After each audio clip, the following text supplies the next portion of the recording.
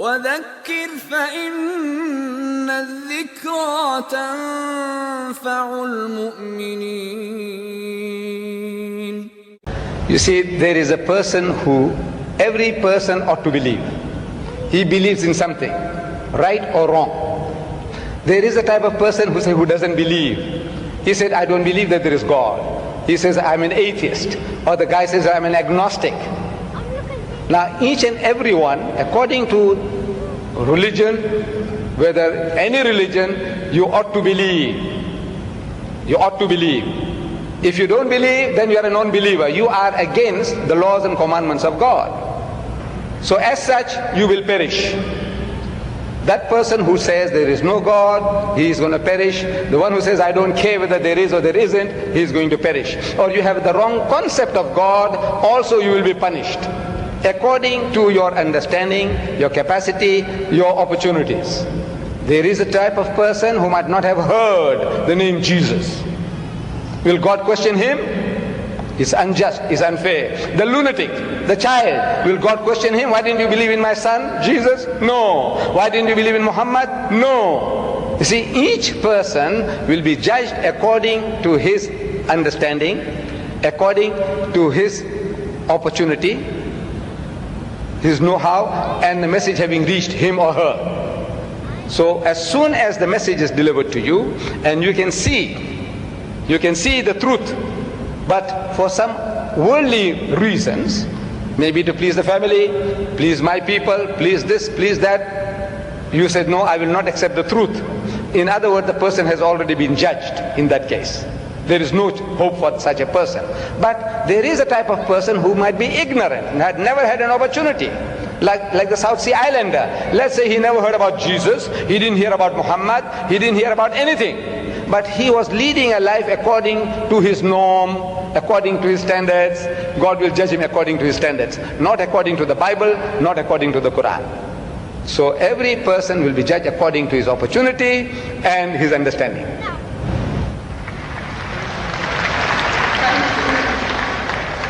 Ladies and gentlemen, we unfortunately have just about a minute left of question time. All good things have to come to an end, so we can only accommodate one further question. Mr. Deedat, I have impression that my question has been misunderstood. I didn't want to challenge you or to hurt you. I just wanted to ask you for some advice for a person who doesn't believe. I just wanted also to ask you for advice because I am not a believer. I would want to believe in Islam, but I just want some advice. Yes,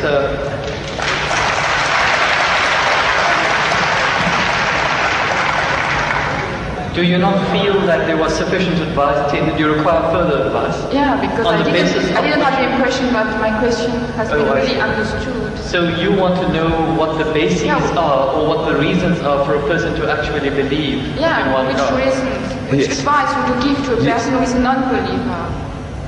See, number one, we have to realize that there is a necessity for belief.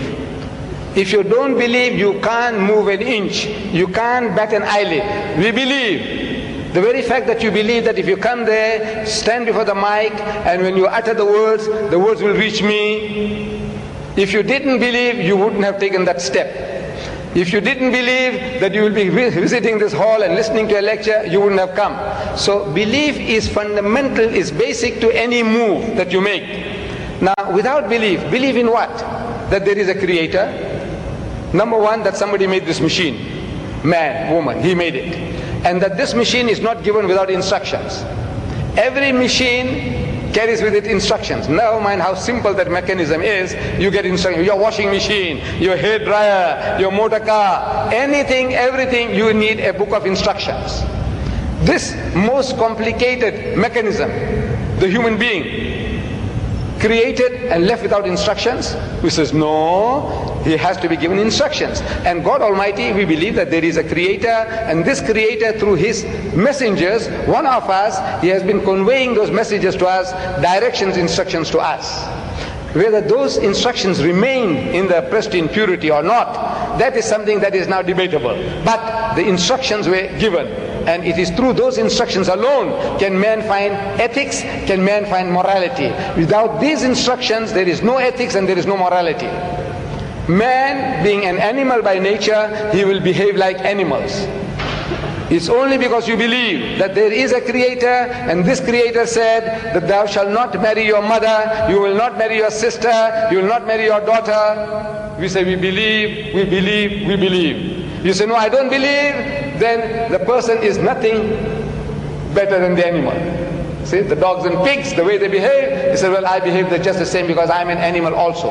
So you have to believe. But now what are you going to believe? Where is the source of that belief? Instructions which is not contaminated, which is not spoiled. In the origin we say all prophets of God, all messengers of God were divinely ordained. But the messages, because they were not preserved, God sent messengers after messengers. Messengers after messengers. This is His way to rectify His creation. And in that system of sending messengers to mankind, Muhammad was the last, the culminating point in that messengership. And he left with us this book.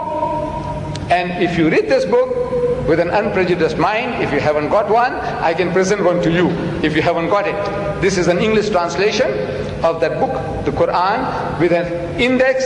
Anything that you want to know about God. Open G, God, more than 140 different references. That you say, I can't believe in God. So He reasons with you. This God of the Qur'an doesn't say, I'll fix you up and I'll twist your nose and I'll put your pull out. No. He says, Awalam yara allazina kafaru. He said, how can you not believe in God? He says, Kaifa takfuruna billah. So how can you not believe in Allah? Wa kuntum amwatan. Seeing that you were non-existent, you were dead, and He brought you into being. Thumma yumitukum, and will cause you to die. Thumma yuhyikum, and will bring you back to life again. Thumma ilayhi turja'un, and to Him will be your return. So if you start reasoning, and you see how true the statements are, that you were non-existent. You, I, everybody, non-existent. The men of science will tell you that this earth was a molten mass. Billions of years, there was nothing on this earth, no life.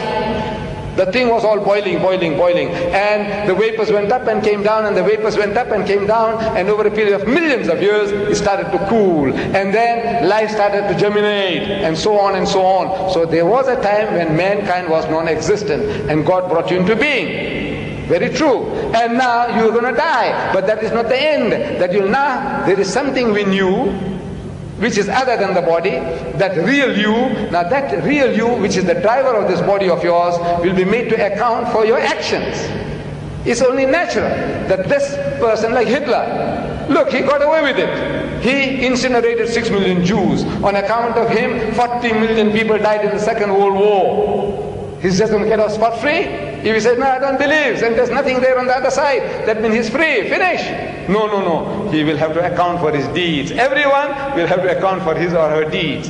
It is a natural, sequence of our attitude and behavior. And this book explains all that. If you haven't got one, this book is yours, if you haven't got one.